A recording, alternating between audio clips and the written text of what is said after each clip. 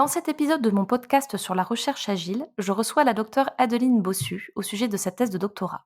Elle va nous parler des relations entre agilité et interculturalité ainsi que du management agile.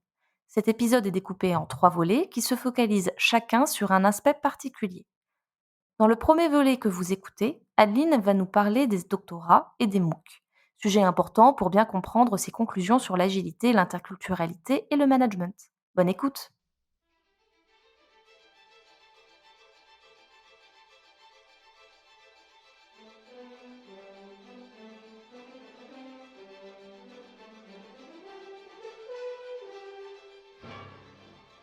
Adeline, bonjour et bienvenue.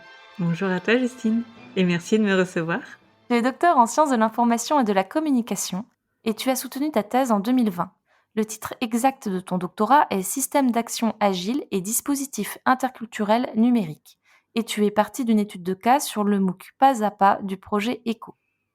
Avant de plonger dans le sujet de ta thèse, est-ce que tu pourrais nous décrire ce que c'est un doctorat, s'il te plaît? Oui, avec plaisir Justine. Alors un doctorat, pour moi c'est un projet de recherche qu'on peut réaliser après un master, qu'on a réalisé aussi souvent en recherche, et qui permet pendant 3 ans, donc à la fois d'étudier et de faire un projet professionnel autour justement d'un sujet de recherche. Voilà, je dis 3 ans, mais ça peut être un peu plus parfois.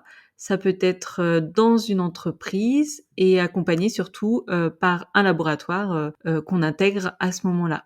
Donc c'est une véritable expérience professionnelle et j'ai envie de dire le statut des personnes est entre étudiants et professionnels. Oui, quand on est en doctorat, on est ce qu'on appelle un doctorant. En fait, c'est un étudiant en doctorat.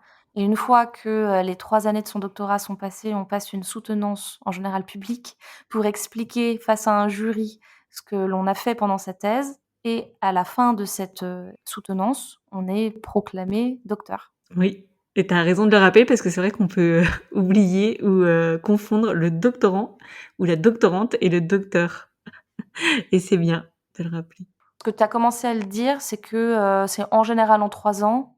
Ça dépend quand même des domaines parce que malheureusement certaines thèses ne sont pas, financées et donc les doctorants doivent se financer eux-mêmes, leur doctorat, la plupart du temps en travaillant à côté.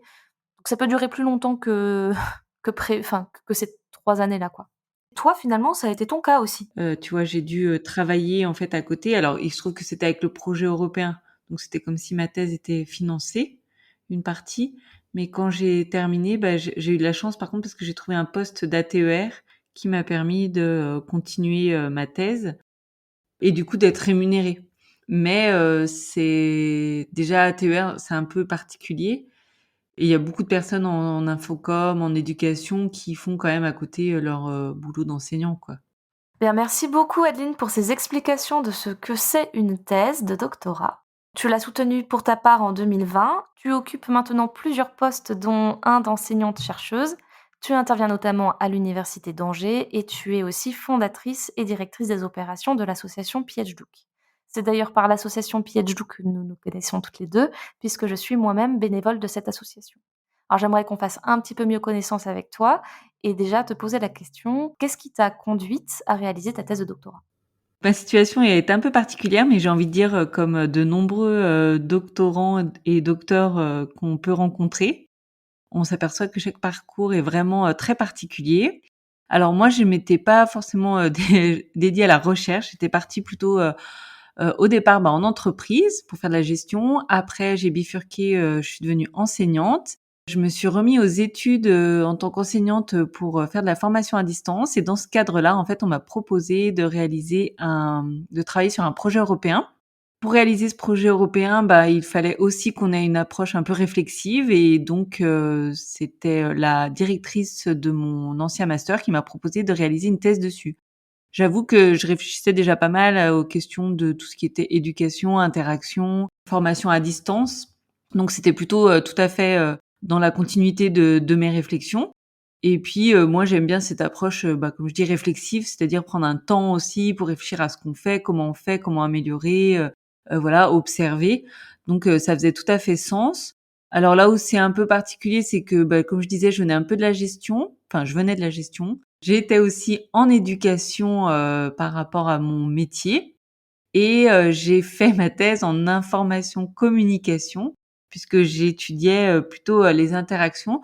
Donc j'étais déjà au départ sur, 3 disciplines et j'ajouterais même une quatrième qui était l'informatique puisque, mon enseignement, c'était système d'information. Donc j'avais cette approche-là aussi, informatique, gestion des systèmes d'information, qui m'apportait aussi, encore un autre domaine et je pense que, bah, pour moi, le sujet de ma thèse, en tout cas le projet européen était parfait puisque c'était sur l'enseignement justement à distance pour réaliser des MOOC, donc des cours en ligne accessibles à tous, gratuitement et donc, bah, ça faisait un très bon lien entre toutes ces matières, en fait, tous ces domaines. Ce qui est intéressant, c'est que on a peut-être tendance à voir les chercheurs, les docteurs, les doctorants, hein, comme des gens très spécialisés dans des domaines, très pointus. Alors que là, ce que toi, tu montres via ton expérience, c'est que tu avais vraiment des spécialités, à travers différents domaines et que tu t'es servi de ces, différents domaines pour conduire ta thèse de doctorat. Oui, tout à fait. Mmh. Tout à fait et ça, vraiment, je pense que c'était une approche intéressante et j'ai envie de dire, il y a de plus en plus de thèses quand même qui sont interdisciplinaires et je pense que c'est vraiment un plus et puis je pense que ça a apporté une autre, dimension aussi à ma thèse d'avoir déjà beaucoup travaillé avant, en fait, déjà dans différents domaines parce que, bah, il y a cette histoire du syndrome de l'imposteur, souvent chez les doctorants quand même et bah, moi, j'avais un peu plus de bouteilles, un peu plus d'âge. Donc je dis pas que je l'ai pas eu, parce que je l'avais plus peut-être, justement au niveau de la recherche elle-même ou tout ce qui est, recherche bibliographique et cetera, où là, bah, il fallait quand même que je m'y remette et là, peut-être que j'avais un peu ce syndrome. Par contre, dans d'autres, approches, pour d'autres approches et disciplines, voilà, j'avais même l'impression d'avoir un peu de on va dire, de chance et de facilité pour arriver à avoir ce recul qui, à mon avis, n'est pas toujours facile parfois quand on sort directement de master où on n'a peut-être pas vu toujours, le monde de l'entreprise, par exemple, ou travailler dans des organisations. Donc pour moi, ça, c'était déjà fait et j'ai pas eu besoin de me réacclimater, enfin ou de m'acculturer à une, je sais pas, par exemple, à une culture de labo, des choses comme ça. Moi, j'avais déjà, réalisé en fait, du travail en équipe. Mais ce qui montre que, je pense en thèse aussi, il y a cette histoire de travail, enfin, c'est un travail, c'est-à-dire que tu vas travailler avec des collègues, que tu as des objectifs, que tu dois planifier, réaliser tes tâches et cetera et ça, moi, ça m'a paru assez naturel puisque, voilà, j'avais déjà, travaillé avant, quoi. Un peu plus tôt dans ce podcast, tu nous as dit avoir travaillé sur un MOOC et que c'était en fait l'objet de ta thèse.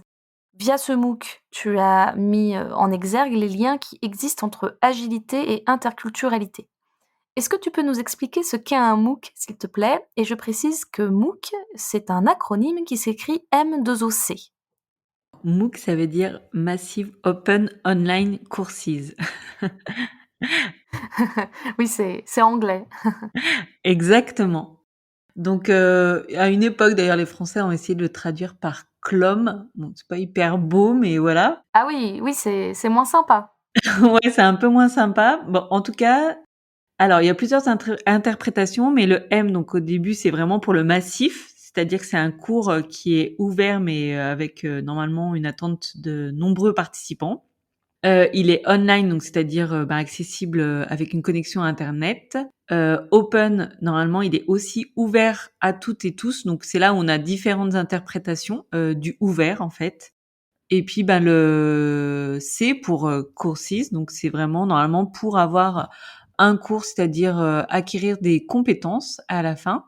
Voilà et puis j'ai envie de rajouter, alors ça va dépendre des modèles, puisqu'il y a plusieurs modèles, mais il essaye d'être animé pendant un moment donné. Vous allez voir qu'il y a quelques MOOC qui restent ouverts, pendant, 10 années sans stop, mais la plupart du temps, ils ont des périodes d'animation.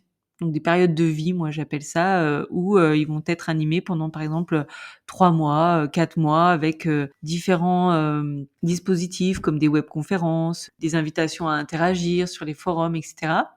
Et après, ils sont parfois réutilisés alors en REL, hein, c'est des ressources éducatives, libres, où on va les laisser à disposition. Donc c'est souvent ce qui se passe, mais là, il y aura plus d'interaction. J'avais juste envie de préciser que c'est quand même un phénomène assez, récent parce que voilà, depuis la crise Covid, on a l'impression que tout ça existait bien avant depuis. Mais en fait, voilà, ça date 2010-2012 quoi, les premiers MOOC et qui viennent du Canada. Ce que j'ai adoré dans les premiers MOOC, c'est que c'était des MOOC vraiment basés sur les interactions. C'est-à-dire qu'au départ, c'était limite, ils apportaient très peu de contenu et c'était les interactions entre les personnes qui en fait amenaient le savoir, les connaissances. Donc on co-construisait tous ensemble un MOOC. Très collaboratif, très co-construction en fait, très connectivisme et socio-constructivisme pour utiliser des mots plutôt en éducation. Contrairement aux MOOC qui sont venus plutôt des États-Unis, qui ont été suivis aussi pas mal en France, hein, où on a un modèle, comme on va dire l'ancien modèle, plutôt transmissif, où on apporte des connaissances et les personnes vont juste réaliser des quiz pour valider leurs compétences. Voilà, donc là, on est plutôt toujours sur ce schéma un peu avec le contenu qui est présent et l'apprenant qui va juste lire, apprendre, etc. Mais c'est pas de la co-construction. Donc maintenant, la limite entre les deux, elle est quand même moins visible puisque la plupart des auteurs de MOOC, on va dire, ont compris qu'il fallait quand même un peu d'interaction. Donc c'est vrai qu'on a des choses par contre très variables entre un MOOC qui est animé, où on demande vraiment aux personnes d'aller interagir, et des MOOC qui sont beaucoup moins animés, mais qui sont très bien aussi, hein, je n'énigre pas, mais on va pas aller chercher exactement la même chose. Et c'est ça qui est peut-être compliqué dans un MOOC, c'est qu'on a cet objectif du massif, et donc de répondre à de nombreux besoins. Donc voilà, on va ouvrir à tous, mais on sait qu'on peut pas répondre aux besoins de tous, mais par contre, on va quand même essayer de proposer un maximum de façons d'entrer dans le MOOC ou de réaliser le MOOC, qui parfois peut être complètement impersonnel, justement, pour laisser chacun faire ce qu'il a envie de faire, et au contraire essayer de vraiment le guider, de le faire interagir, pour lui donner toute sa place finalement en tant qu'individu dans le MOOC. Et ce qui est très pratique avec le MOOC, c'est que tu peux le suivre de n'importe où, à partir du moment où tu as une connexion Internet, et n'importe quand. Ouais, exactement, ouais. Au moment où ça nous paraît le plus adéquat pour nous. Alors, un peu avec des guillemets, parce que comme je disais, ils sont animés pendant une période donnée. Donc, il faut aussi tomber au bon moment. Ce qui est bien, c'est que la plupart n'ont pas lieu qu'une seule fois. Donc, il est possible, voilà, de le faire à un autre moment. Mais ça demande aussi de faire vivre, en fait, ces ressources. Contrairement à un livre où ton livre, t'as pas besoin qu'il soit animé, quoi. Tu peux l'avoir chez toi et le sortir aussi quand tu veux. Un MOOC, comme il est normalement animé, tu peux pas normalement le garder chez toi. Et au début, tu m'as expliqué que les MOOC étaient plutôt à destination des étudiants. Au départ, ça a été même fait pour plutôt attirer les étudiants, pour se faire connaître. Au départ, c'était même un produit d'appel, en fait. «Ah, venez voir, on est très fort sur dans cette discipline ou sur ce domaine, et donc on est capable de vous proposer un MOOC avec des grands experts». Donc c'était super bien. Et là, ça prenait aussi un intérêt vraiment particulier pour tous les chercheurs qui étaient dans tout le monde, qui pouvaient suivre ça avec un expert. Enfin, c'est quand même très intéressant. Donc maintenant, c'est un peu moins ce produit d'appel, voilà, parce que donc telle université disait, j'ai fait intervenir tel expert, je fais ce MOOC, etc. Donc ça faisait venir les étudiants chez eux, en fait. Ils s'inscrivaient après chez eux. Ça a un petit peu disparu maintenant. Et aujourd'hui, les MOOC, en fait, il en existe énormément de tout plein de domaines. J'en ai trouvé sur des arts créatifs, j'en ai trouvé sur des domaines un peu plus pointus, de compétences professionnelles telles que la gestion de projet. Donc vraiment, les MOOC, j'ai la sensation que ça permet d'acquérir des compétences très variées et très nombreuses. Oui, alors ça s'est fait après, en fait, en effet, des MOOC qui étaient plutôt sur des, comme tu dis, des arts créatifs, et aussi sur tout ce qui était compétences un peu transversales. En fait, finalement, peut-être moins pointues aussi. Ou alors qui n'existaient pas. Par exemple, j'ai vu il y a pas très longtemps, je crois qu'il y a un MOOC même sur la paire et danse d'accompagnement de fin de vie, des choses comme ça, qui, en fait, des choses qui n'existaient pas, et qui vont aider les personnes à bien vivre, par exemple, une situation personnelle ou d'accompagnant. Finalement, ça permet aussi de pallier à des manques plus que compléter ce qui était au départ, rendre accessible à tous des grands MOOC, des grands cours avec des grands professeurs, on va dire.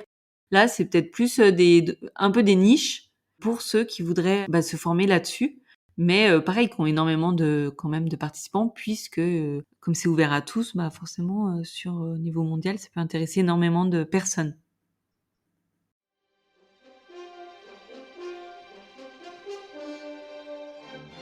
Adeline est docteur, c'est-à-dire qu'elle est titulaire d'un doctorat dans un domaine très pointu. Bien plus qu'un diplôme universitaire, même s'il s'agit du diplôme le plus élevé à travers le monde, le doctorat est également une expérience professionnelle enrichissante qui catalyse et décuple les compétences. Son objet d'étude s'est porté sur un MOOC particulier, dont Adeline nous a donné la définition. Ce dispositif d'apprentissage en ligne est relativement récent puisqu'il a émergé dans les années 2010 et a permis à grand nombre de personnes d'enrichir leurs connaissances et leurs compétences.